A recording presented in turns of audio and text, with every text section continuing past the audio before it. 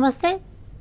ఉపాధ్యాయ అర్హత పరీక్ష శిక్షణలో భాగంగా మనం శిశు వికాసం మనోవిజ్ఞాన శాస్త్రపరమైనటువంటి అంశాలలో మూర్తిమత్వానికి సంబంధించినటువంటి విషయాలను నేర్చుకుంటూ ఉన్నాం.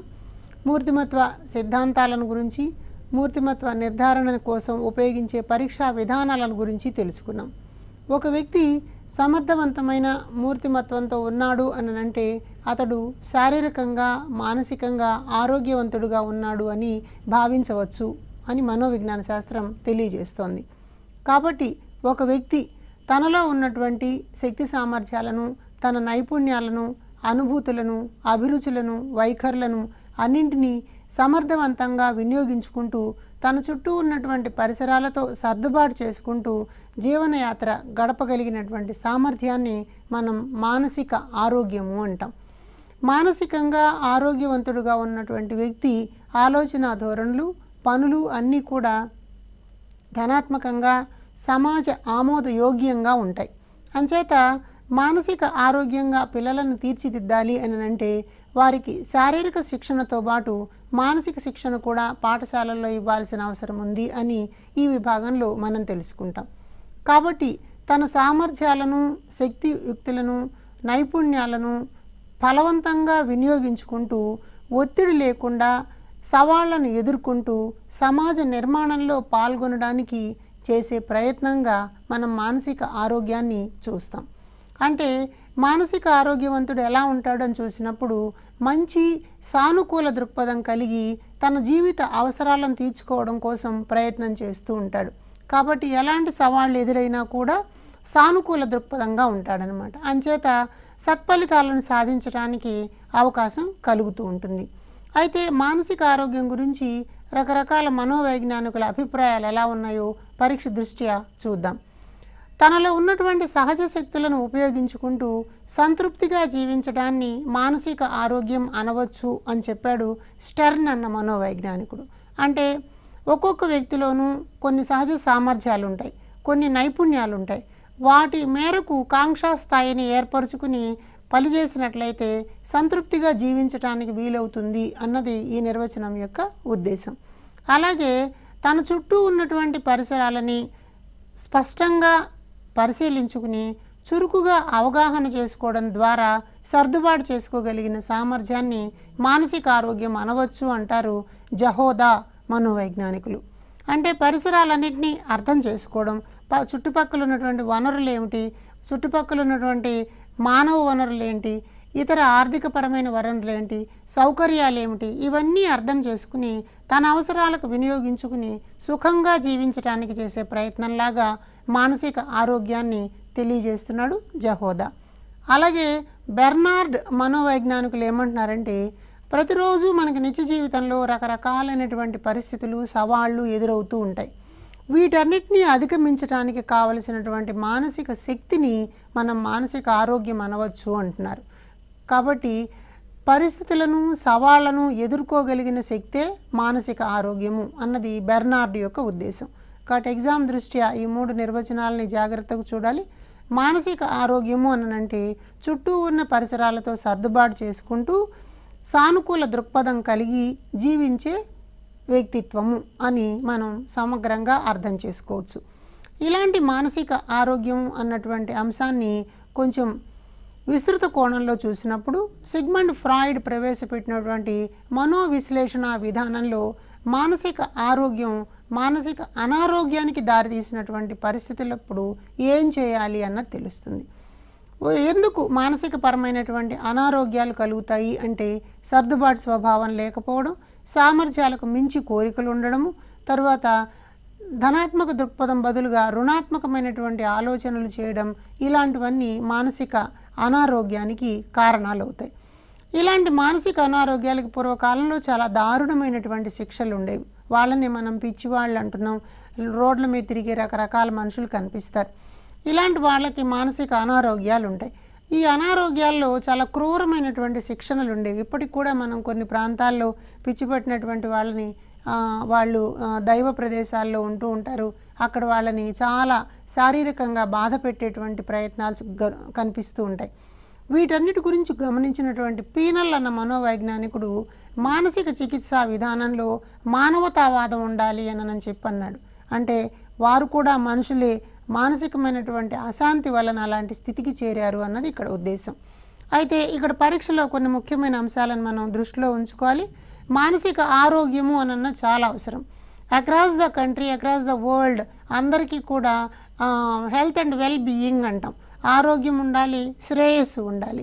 మానసికంగా ఆరోగ్యం ఉండాల్సినటువంటి అవసరం ఉంది. కాబట్టి ఇది ఒక పెద్ద ఉద్యమంలాగా తీసుకొచ్చిన వాళ్ళలో ముఖ్యుడు క్లిఫోర్డ్ బీర్స్ అన్నమాట. WHO కూడా మానసిక ఆరోగ్యం యొక్క ప్రాధాన్యతని తెలియజేసింది. అంచేత మానసిక ఆరోగ్యము అన్నది ప్రతి దేశంలోనూ తప్పనిసరిగా పౌరుల సౌకర్యార్థం ఏర్పాటు చేయాల్సిన కార్యక్రమంగా కూడా ప్రకటిస్తూ ఉన్నారు. అయితే క్లిఫర్డ్ బీర్స్ రాసినటువంటి గ్రంథం పేరు the mind that found it self. ఈ మనసు ఎలా ఉంటుంది, దానిలో ఏమేమి అంశాలు ఉంటాయి, మానసిక అనారోగ్యం ఎందుకు కలుగుతుంది అన్న క్లిఫర్డ్ బీర్స్ పరిశోధనల ద్వారా ప్రపంచమంతా కూడా మానసిక ఆరోగ్యాన్ని ప్రత్యేకంగా చూస్తున్నారు. మానసికంగా అనారోగ్యం కలగడానికి ప్రధానమైనటువంటి కారణాలు ఏముంటాయి, ఆరోగ్యంగా ఉండాలి అంటే ఏం చేయాలన్న విషయాల్ని ఇప్పుడు మనం పరిశీలిద్దాం. మానసికంగా ఆరోగ్యంగా ఉండాలి అంటే మొట్టమొదటి అంశము ధనాత్మక అంశం. అంటే మానసిక ఆరోగ్యంగా ఉండడానికి కావలసిన పరిస్థితులను ఏర్పాటు చేయడం, అంటే తన సామర్థ్యాలను తాను గుర్తించుకునేటువంటి పరిస్థితుల్లో ఉంచడము, సామర్థ్యానికి అనుకూలమైనటువంటి లక్ష్యాన్ని ఏర్పాటు చేసుకోవడము, తర్వాత అన్ని విషయాల పట్ల సుహృద్భావ ధోరణితో పాజిటివ్ యాటిట్యూడ్ని పెంపొందించడం, ఇలాంటివి మనకి ధనాత్మక అంశాలు అంటాం. మానసికంగా ఆరోగ్యంగా ఉండడానికి కావలసిన పరిస్థితులను ఏర్పాటు చేయడం. రెండవది ఏంటంటే నిరోధించే అంశం. మానసిక అనారోగ్యానికి గురి కాకుండా నిరోధించడానికి ప్రయత్నం చేయడం అన్నమాట. అయితే ఏ ఏ కారణాలు మానసిక అనారోగ్యానికి కారణమవుతాయో వాటి నుంచి మనిషిని దూరంగా ఉంచినప్పుడు నిరోధించడానికి సాధ్యమవుతుంది. ఇలాంటి కారణాలను రెండు రకాలుగా చెప్తారు. ఒకటి ప్రోత్సహించే కారకాలు అంటారు. అంటే మానసిక అనారోగ్యానికి ప్రోత్సాహాన్ని కలిగిస్తాయన్నమాట. అవేంటంటే అభద్రతాభావం, ఒక ఇన్సెక్యూరిటీ ఫీలింగ్ ఉంటుంది. ఒక కొత్త ప్రదేశంలోనో ఎవరు తెలియని మనుషులు ఉన్న చోట్ల లేదా సరైనటువంటి సౌకర్యాలు లేని చోట్ల జీవించాల్సి వచ్చినప్పుడు ఒక అభద్రతా భావం కనిపిస్తుంది. అలాగే న్యూనత, తనలో సామర్థ్యాలు తక్కువగా ఉన్నాయనుకుంటూ తనను చూసి ఇతరులు ఏమనుకుంటూ ఉన్నారు, తను ఎప్పుడు నిరంతరం ఫెయిల్ అవుతూ ఉన్నాను, ఇలాంటి రకాల న్యూనతా భావాల వలన శారీరకంగా అందంగా లేను, నాకు మంచి ఉద్యోగం లేదు, ఇలాంటివన్నీ కూడా వ్యక్తిలో మానసిక అనారోగ్యానికి దారితీసేటువంటి అంశాలు అవుతాయి. అవే కాకుండా మరికొన్ని ఉంటాయన్నమాట. వీటిని ప్రోగు చేసే కారకాలు అని అంటారు. అంటే ఎగదోయడం అంటాం అన్నమాట. అంటే మానసిక అనారోగ్యాన్ని ఇంకొంచెం ఎక్కువగా చేస్తాయి. ఉదాహరణకి మనం బాగా ఇష్టపడే ప్రేమించే వ్యక్తిని కోల్పోయాం అనుకోండి, అతను మరణించాడు అనుకుందాం. అలాంటి సందర్భాల్లో తీవ్రమైనటువంటి ఒత్తిడికి గురవడం వల్ల మానసిక అనారోగ్యం కలుగుతుంది. కాబట్టి ఇలాంటి పరిస్థితుల నుంచి మనిషిని ముందుకు తీసుకుపోవడం అవసరం అన్నది నిరోధించే అంశంగా మాట్లాడతాం. ఇంకా మూడవది, ఒకవేళ మానసిక అనారోగ్యానికి గురైన తర్వాత చికిత్స చేయడం. తప్పనిసరిగా అతనికి మానసిక పరమైనటువంటి చికిత్స సైక్రియాటిస్ట్ దగ్గర ఇప్పించాలి.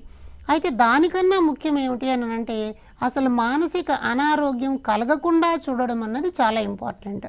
అయితే మానసిక అనారోగ్యం అన్నటువంటి భావన మనం పాఠశాల స్థాయిలో చూసినప్పుడు పాఠశాలలో ఎక్స్ట్రీమ్ ఎండ్స్లోకి వెళ్ళిపోయినటువంటి మానసిక అనారోగ్యం ఉండదు, కానీ మానసిక అనారోగ్యానికి గురయ్యేటువంటి పరిస్థితులు ఉంటాయి. ఉపాధ్యాయుడు అనుసరిస్తున్నటువంటి బోధనా విధానాలు, కాఠిన్యంతో కఠినంగా ఉండేటువంటి సిలబస్, ఇతర స్నేహ సంబంధాలు లేనటువంటి పాఠశాల వాతావరణం, సరిగా గాలి వెలుతురు లేని తరగతి గదులు, విశ్రాంతి తీసుకోవడానికి లేకపోతే ఆడుకోవడానికి అనుకూలంగా లేనటువంటి పాఠశాల కార్యక్రమ ప్రణాళిక, ఇలాంటివన్నీ కూడా పిల్లల్లో మానసిక అనారోగ్యానికి కారణాలవుతాయి. అంతేకాకుండా సిలబస్లో ఉన్నటువంటి కాఠిన్యత, పరీక్షల ఒత్తిడి, మార్కులు తెచ్చుకోలేకపోవడంలో ఉన్నటువంటి ఇబ్బందులు, తోటివారు గేలి చేయడం, ఇలాంటివి కూడా పిల్లల్లో మానసిక అనారోగ్యానికి కారణమవుతాయి. అంచేత ఉపాధ్యాయులు ఇవన్నీ గమనించుకుని పిల్లలకి మానసిక అనారోగ్యం కలగకుండా సరైనటువంటి చర్యలు తీసుకోవాల్సిన అవసరం ఉందన్నమాట. ఒక్కొక్కసారి మానసిక అనారోగ్యాలు కొన్ని అపవ్యవస్థల రూపంలో మనకి కనిపిస్తూ ఉంటాయి. పట్టించుకోలేదనుకోండి, అవి నాడీ రుగ్మతలకు దారితీయచ్చు, లేకపోతే మనోవిక్షిప్త రుగ్మతలకు కూడా దారితీయచ్చు. ఇవి రెండు పరీక్ష దృష్ట్యా ముఖ్యమైన పదాలు. నాడీ సంబంధమైనటువంటి వ్యాధులు కూడా మానసిక అనారోగ్యానికి కారణమవుతాయి. అలాగే ఈ వ్యాధులు వచ్చిన వాళ్ళలో మనోవిక్షిప్త రుగ్మతలు వస్తాయి, తద్వారా దాన్ని మానసిక అనారోగ్యం అని గుర్తించవచ్చు. ఇలాంటి వాటిలో 2 రకాల వ్యాధులు మనకు కనిపిస్తున్నాయి. ఒకదాన్ని సైకస్థేనియా అంటాం. సైకస్థేనియా అంటే అర్ధరహితమైన పనులను అదే పనిగా చేయడం. పాపం మానసిక అనారోగ్యం వచ్చినటువంటి వాళ్ళు ఒక దగ్గర కూర్చుంటారు, ఒకటే పనిని మళ్ళా చేస్తూ ఉంటారు. ఏడవడం, ఉన్నట్టుండి నవ్వడం, ఇలాంటివన్నీ మనకు అక్కడ కనిపిస్తూ ఉంటాయి. అలాగే స్కిజోఫ్రెనియా అంటాం. స్కిజోఫ్రెనియా అంటే చాలా ఇష్టమైనటువంటి వ్యక్తిని కోల్పోయినప్పుడు, తట్టుకోలేనటువంటి బాధ కలిగినప్పుడు మనసు చిన్నాభిన్నం అయిపోతుంది. అలా చిన్నాభిన్నం అయిపోయినప్పుడు మానసిక అనారోగ్యం కలుగుతుంది. ఉదాహరణకు ఒక పిల్లవాడు 10వ తరగతిలో రాష్ట్ర స్థాయిలో ర్యాంక్ తెచ్చుకోగలడు అని చెప్పి అనుకుంటూ ఉన్నారు అందరూ. అటు పాఠశాల, ఉపాధ్యాయులు, తల్లిదండ్రులు, ఊర్లో వాళ్ళందరూ కూడా అతని మీద హైయెస్ట్ ఎక్స్పెక్టేషన్స్ పెట్టుకున్నారు. కానీ అతనికి ఆ స్థాయి రాలేదు. అంచేత ఆ సందర్భంలో పిల్లవాడు మానసికంగా చాలా కృంగిపోయే ప్రమాదం ఉంది. కాబట్టి దీనిని నివారించడం అన్నది చాలా అవసరం. కాబట్టి మానసిక ఆరోగ్యవంతులు ఉన్నప్పుడు మాత్రమే సమాజం అభివృద్ధి చెందుతుంది అని జాన్ డ్యూయీ లాంటి మనోవైజ్ఞానికులు కూడా చెప్పారనమాట. అయితే ఇక్కడ మానసిక అనారోగ్యాన్ని నుంచి ఆరోగ్యం వైపుకు మారాలి అని అంటే ప్రతి వ్యక్తిలోనూ ఉండవలసినటువంటి లక్షణం సర్దుబాటు. అడ్జస్ట్మెంట్ అని అన్నది చాలా ఇంపార్టెంట్. మానవ జీవితాలందరిలో కూడా సర్దుబాటు ఆజన్మాంతము జరిగే ప్రక్రియ. అంటే పుట్టుక నుంచి చివరి వరకు ఉండేటువంటి అంశాన్ని సర్దుబాటుగా చెప్తూ ఉంటారు. ఇది గతంలో కూడా పరీక్షలో అడిగిన అంశం. ఈ క్రింది వానలో జీవితాంతం కొనసాగే ప్రక్రియ అని అన్నారు. వాటిలో సర్దుబాటు సరైన సమాధానం అన్నమాట. పరిసరాలు తనకు అనుకూలంగా లేవనుకోండి, అలా అనుకూలంగా లేనప్పుడు ఏం చేయాలి? ఒకవేళ అనుకూలంగా లేవు అని అనుకుంటే తద్వారా మానసిక అనారోగ్యం కలుగుతుంది. కాబట్టి వ్యక్తే తాను పరిసరాలకు అనుకూలంగా మారిపోయాడు అనుకోండి, అప్పుడు సర్దుబాటు చేసుకున్నాడు అంటాం. అంటే ఉదాహరణకి ఒక రాష్ట్రానికి వెళ్ళినప్పుడు అక్కడ ఆహార పదార్థాలు, భోజన విధానాలు తాను ఉన్నటువంటి ప్రదేశానికి వ్యతిరేకంగా ఉన్నాయనుకుందాం. అప్పుడు వ్యక్తి ఏం చేయాలి? ఆ పరిసరాలకు సర్దుబాటు కావడం ఇబ్బందిగా ఉందనుకున్నప్పుడు తానే వాటికి అలవాటు పడే ప్రయత్నం చేయాలనుకుంటే దానిని సర్దుబాటు అంటాం. అలాగే తనకు పరిసరాలకు మధ్య ఒక సానుకూల సంబంధాన్ని ఏర్పరచుకోవడం అన్నాడు గేట్స్ మరియు జెర్సీల్డ్ అనే మనోవైజ్ఞానికులు. అంటే వ్యక్తికి పరిసరాలకు మధ్యన ఎప్పుడూ కూడా ఒక సంఘర్షణాత్మక వాతావరణం ఉంటుంది. ఆ సంఘర్షణాత్మక వాతావరణాన్ని సానుకూలంగా మార్చుకునేటువంటి శక్తిని సర్దుబాటు అనవచ్చు అని చెప్తున్నారు. అట్లాగే జీవి అవసరాలకు పరిస్థితులకు మధ్య ఏర్పడేటువంటి సమతుల్య స్థితిని సర్దుబాటు అనాలి అన్నాడు సఫార్ అనేటువంటి మనోవైజ్ఞానికుడు. ఈ సఫార్ అనే మనోవైజ్ఞానికుని ప్రకారం ఒక సర్దుబాటు అన్నది ఒక సమతుల్య స్థితి అన్నమాట. అక్కడ జీవి చుట్టూ కొన్ని అవసరాలు ఉన్నాయి, అక్కడ కొన్ని పరిస్థితులు ఉన్నాయి. అయితే అన్ని అవసరాలు తీర్చడానికి పరిస్థితులు సహకరించట్లేదు. పరిస్థితుల్లో ఉన్నటువంటి అంశాలకు అనుకూలంగా మనిషి మారాలి కాబట్టి రెండు అంశాల మధ్యన ఒక సమతుల్య స్థితిని ఏర్పాటు చేసుకుంటే దానిని సర్దుబాటు అంటారు. అయితే సర్దుబాటు గురించి డిక్షనరీ ఆఫ్ సైకాలజీ మరికొన్ని స్పష్టమైన నిర్వచనాలను చెప్పింది. అదేంటంటే ఆటంకాలను అధిగమించి జీవి చేసేటువంటి కృత్యాలలో వైవిధ్యము అని అన్నాడు. అంటే వ్యక్తి జీవితంలో ప్రతిరోజు కూడా చాలా రకాల సవాళ్ళు ఎదురవుతూ ఉంటాయి. పిల్లలు పాఠశాలలో వెళ్ళే సందర్భంలో సవాళ్ళు ఎదురవ్వచ్చు, పాఠ్యాంశాన్ని నేర్చుకునే సందర్భంలో సవాళ్ళు ఎదురవ్వచ్చు, ఇంట్లో కుటుంబ సభ్యులతో కలిసి పనులను చేసే సందర్భంలో సవాళ్ళు ఎదురవ్వచ్చు. ఇలాంటి సవాళ్ళు ఎదురయ్యే సందర్భంలో పిల్లలు ఎన్ని వైవిధ్యభరితమైనటువంటి కృత్యాలను చేస్తారు, తద్వారా సర్దుబాటు చేసుకోవడానికి ప్రయత్నం చేస్తారు తెలుసుకోగలిగితే దాన్ని మనం సర్దుబాటు అంటాం. అదేవిధంగా భౌతిక సాంఘిక పరిసరాల్లో ఉన్నటువంటి ఆటంకాలను అధిగమించి చేసేటువంటి కృత్యాలలో వైవిధ్యం. మన చుట్టూ ఉన్న physical environment and social environment అంటే భౌతికపరమైన ఎండ, వాన, చలి లాంటి అంశాలు కావచ్చు. అలాగే రకరకాల వ్యవస్థలు ఉన్నాయి మన చుట్టూరా, సామాజిక వ్యవస్థలు ఉన్నాయి. ఈ సామాజిక వ్యవస్థల్లో వచ్చేటువంటి వ్యత్యాసాలలో కూడా మనం సర్దుబాటు చేసుకోవాల్సిన అవసరం ఉంటుంది. కాబట్టి సర్దుబాటు అని అన్నది మానసిక ఆరోగ్యానికి దారితీసేటువంటి ఒక ముఖ్యమైన ప్రక్రియగా మనం గమనించాలి. అదేవిధంగా మనం ఇక్కడ మరో అంశాన్ని కూడా పరిశీలిద్దాం. దానిని ఆటంకాలు అంటాం. ఆటంకము అన్నది ఎదురైతేనే సర్దుబాటు అన్నటువంటి అవసరం వస్తుందన్నమాట. సాధారణంగా మనం నిత్య జీవితంలో చేసేటువంటి చాలా పనులలో ఆటంకాలు ఎదురవుతూ ఉంటాయి. ఈ ఆటంకాలను మనం 2 రకాలుగా చెప్తాం. ఒకటేమో వ్యక్తిగతమైనటువంటి ఆటంకాలు, రెండవది పరిసరపరమైనటువంటి ఆటంకాలు. వ్యక్తిగతము అంటే శరీరానికి సంబంధించినది, మనసుకు సంబంధించినది. అంచేత వీటిని శారీరక ఆటంకాలు, మానసిక ఆటంకాలుగా వర్గీకరిస్తారు. శారీరక ఆటంకాలు అంటే శరీర అవయవాల లోపం వలన, లేకపోతే శరీర అవయవాల్లో దృఢత్వం లేకపోవడం వలన ఎదురయ్యేటువంటి ఆటంకాలు. ఉదాహరణకి అంగవైకల్యం ఉందనుకోండి. అంగవైకల్యం కలిగినటువంటి వారు రన్నింగ్ రేస్ లాంటి వాటిలో కానీ, గబగబా పరిగెత్తి చేసేటువంటి పనులలో కానీ పాల్గొనలేకపోవచ్చు.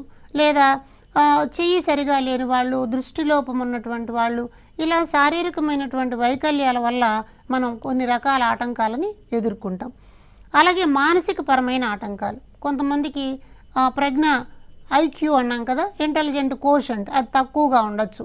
సృజనాత్మక ఆలోచన సామర్థ్యం లేకపోవచ్చు. చురుకుగా స్పందించేటువంటి స్వభావం లేకపోవచ్చు. అలాగే తెలివితేటలు లేకపోవచ్చు. ఇలా లేకపోవడం వల్ల మానసిక ఆటంకాలు కలుగుతూ ఉంటాయి. ఈ సందర్భంలో మనకి ప్రశ్నలు అప్లికేషన్ మోడల్లో వస్తాయి. ఒక చెయ్యలేని అంటే కుడి చేయి లేనటువంటి వ్యక్తి టెన్నిస్ ఆడాలనుకుంటున్నాడు, ఇతనికి కల ఆటంకము అంటారు. కుడి చేయి లేనటువంటి వ్యక్తి టెన్నిస్ ఆడాలనుకున్నప్పుడు అతనికి కలిగిన ఆటంకము శారీరక ఆటంకం. అలాగే మానసిక ఆటంకం. ఒక ప్రజ్ఞాలబ్ధి 20 కన్నా తక్కువ ఉండేటువంటి వాళ్ళు విషయాలను నేర్చుకోలేరు. ఇది మనకి మానసిక ఆటంకంగా కనిపిస్తుంది. అలాగే పరిసర సంబంధమైన ఆటంకాలు ఉంటాయి. వీటిల్లో కొన్ని ఫిజికల్ ప్రాబ్లమ్స్ కనిపిస్తాయి. ఉదాహరణకి ఒక నదీ ప్రాంతంలో నది దాటి వెళ్ళాలి, కాలువ దాటి వెళ్ళాలి, లేకపోతే అడవులను దాటాలి, రైల్వే ట్రాక్ను దాటడం, రోడ్డు దాటడం, ఇలాంటివన్నీ కూడా మనకి భౌతికపరమైన ఆటంకాలు.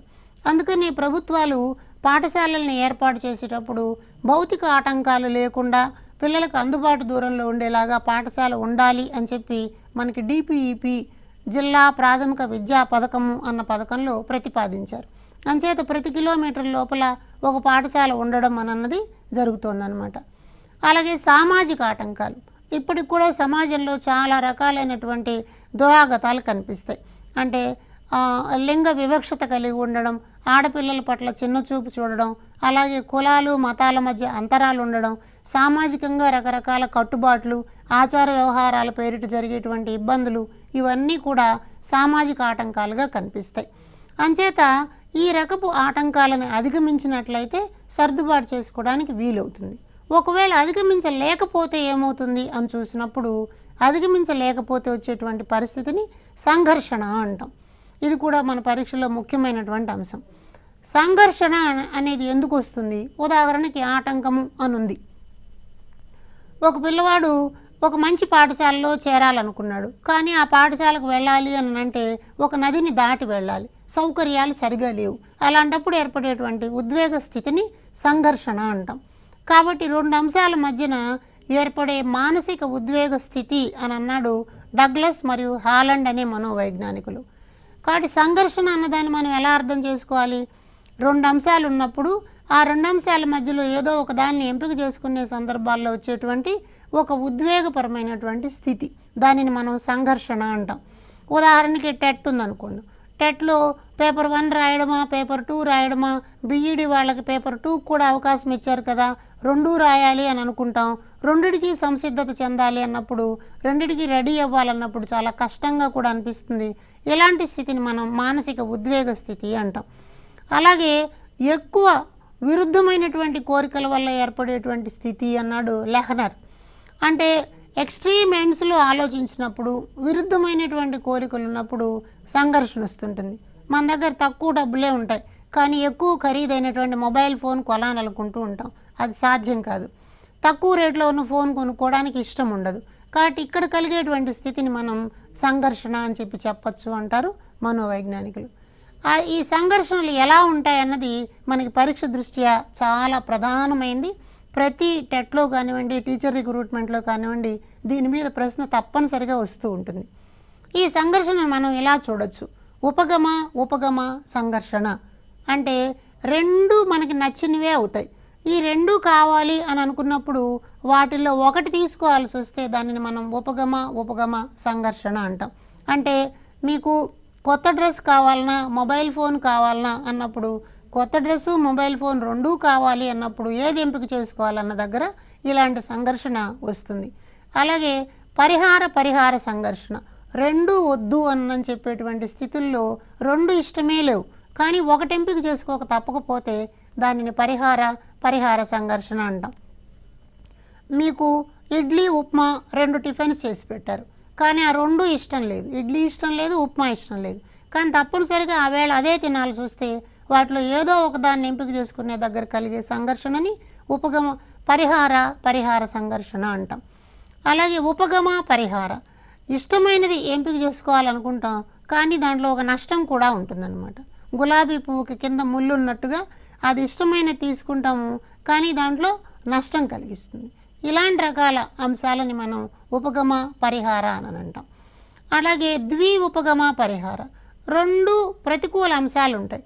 ఈ రెండు ప్రతికూల అంశాలు లేదా రెండు అనుకూల అంశాల్లో ఒకదాన్ని ఎంపిక చేసుకునేటువంటి సందర్భం.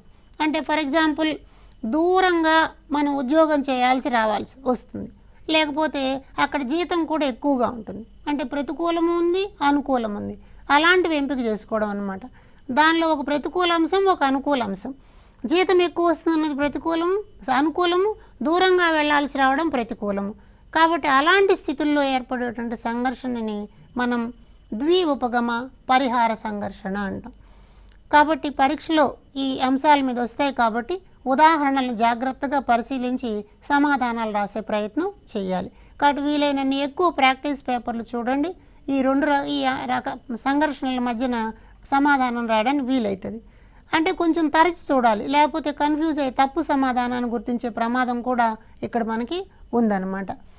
అలాగే మానసిక ఆరోగ్యానికి సంబంధించి అతి కీలకమైనటువంటి ఒక అంశం ఏమిటి అని అంటే ఒక క్రమానుగతం. మానసిక అనారోగ్యం ఎందుకు కలుగుతుంది అని చూసినప్పుడు ముందుగా వచ్చేదాన్ని కుంఠనం అంటాం. ఆ తర్వాత అది ఒత్తిడికి దారితీస్తుంది, ఒత్తిడి వ్యాకులతకు దారితీస్తుంది, వ్యాకులత మానసిక అనారోగ్యానికి దారితీస్తుంది. కాబట్టి ఒత్తిడి వలన కలిగేటువంటి మానసిక స్థితి వ్యాకులత అయితే ఆ వ్యాకులత వల్ల వచ్చేటువంటి అంతిమ అంశాన్ని మానసిక అనారోగ్యం అంటాం. కాబట్టి వ్యక్తులు తమకున్నటువంటి అవసరాలను తృప్తిపరచుకోవడంలో ఏవైనా ఆటంకాలు ఎదురైతే అప్పుడు కలిగేటువంటి బాధని మనం కుంఠనం అంటాం.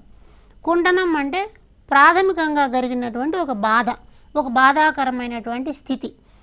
అలాగే మనకి చాలా రకాలైనటువంటి ప్రేరణలు ఉంటాయి, ఇది చేయాలి, అది చేయాలి, సాధించాలి అని చెప్పి. ఒకవేళ తృప్తి చెందలేకపోతే అప్పుడు కలిగేటువంటి మానసిక స్థితిని కూడా కుంఠనం అంటారు అని చెప్పాడు కరోల్ అన్న మనోవైజ్ఞానికుడు. అంటే ఉదాహరణకి ఒక 8 సంవత్సరాల పిల్లవాడు సైకిల్ తొక్కాలి అని నేర్చుకోవాలనుకున్నాడు. సైకిల్ రెంట్కి తీసుకోవడానికి అక్కడ అవకాశం లేదు, సొంత సైకిల్ లేదు. ఇలాంటి స్థితిలో ఒక ఆయన సైకిల్ ఇచ్చాడు, ఒక 5 నిమిషాలు సైకిల్ తొక్కాక మళ్ళీ తీసుకెళ్ళిపోయాడు అనుకుందాం. అప్పుడు తృప్తి చెందలేదు మనం, అప్పుడు కుంఠనం ఏర్పడుతుంది. కుంఠనం అన్నది బాధ యొక్క ప్రాథమిక స్థాయిలాగా చెప్తామన్నమాట. ఒక్కొక్కసారి కుంఠనం వల్ల చాలా నిరాశ వస్తుంది. నాకు సైకిలే లేదు కదా, సైకిల్ ఉండుంటే నేను బాగా నేర్చుకునేవాడిని అని అనుకుంటారు. ఈ కుంఠన ప్రభావం మానసిక అనారోగ్యానికి దారితీయడం, అలాగే పగటి కలలు కనేటువంటి లక్షణం కూడా వస్తుంది. ఒకవేళ కుంఠనం జరిగితే అనుకున్నది సాధించలేని సందర్భాల్లో అసంతృప్తి వస్తే పగటి కలలు కంటూ ఉంటారు. సైకిల్ తొక్కినట్టు కలలు కూడా వస్తూ ఉంటాయి అన్నమాట వాళ్ళకి. అయితే కొన్ని సందర్భాల్లో చెడు ప్రవర్తన కూడా వస్తుంది. అంటే సైకిల్ తొక్కాలన్న కోరిక ప్రగాఢంగా ఉంది, సైకిల్ అందుబాటులో లేకపోతే పక్కింట్లో ఎక్కడైనా సైకిల్ పెట్టుంటే దాన్ని తీసుకెళ్ళిపోయి తొక్కడం అన్నది కనిపిస్తుంది అన్నమాట. కాబట్టి ఇలాంటి వాటిలో ఒత్తిడి రావడం అన్నది కనిపిస్తుంది. కాబట్టి లక్ష్యాన్ని చేరుకునేటువంటి సందర్భంలో వచ్చే మానసిక స్థితిని మనం ఒత్తిడి అని చెప్పి చెప్తాం. కాబట్టి ఒత్తిడి అన్న దాన్ని మనం తగ్గించుకోవాలి అని అంటే కుంఠనము, సంఘర్షణ, ఆందోళన అన్నటువంటి వాటిని రెడ్యూస్ చేసుకోవాలి. అలా రెడ్యూస్ చేసుకోకపోతే ఏమవుతుంది, గుండె వేగం పెరగడం, చెమటలు పట్టడం, నిద్రలేమిగా ఉండడం, నిరాసక్తంగా ఉండడం. ఒక్కొక్కసారి కుంఠనం కలిగినటువంటి వాళ్ళు మానసిక స్థితి సరిగా లేక ఆ ఒత్తిడిలో ఎక్కువగా తినడాన్ని కూడా అలవాటు చేసుకుంటారనమాట. కాబట్టి ఒత్తిడి అని అన్నది కుంటనం యొక్క ఫలితంగా మనం చూడొచ్చు. అయితే ముర్రే అనే శాస్త్రవేత్త ఏమంటాడంటే ఒత్తిడి లేనటువంటి స్థితిని మనిషి ఇష్టపడడు అంటాడు. నిజంగానే వికాసం చెందాలి, అభివృద్ధి చెందాలి అని అన్నప్పుడు some kind of pressure is required. ఆ ఒత్తిడి ఉన్నప్పుడు, ఫర్ ఎగ్జాంపుల్ టెట్కి సంసిద్ధం కావాలి అని అనుకున్నప్పుడు మనం ఆ ఒత్తిడితో చాలా పుస్తకాలను చదువుతాం, సంసిద్ధత అయ్యేటట్టు ప్రయత్నం చేస్తాం అన్నమాట. ఒకవేళ ఒత్తిడి ఇంకొంచెం దానిని మనం కంట్రోల్ చేసుకోలేకపోతే వచ్చేటువంటి స్థితిని వ్యాకులత అంటాం.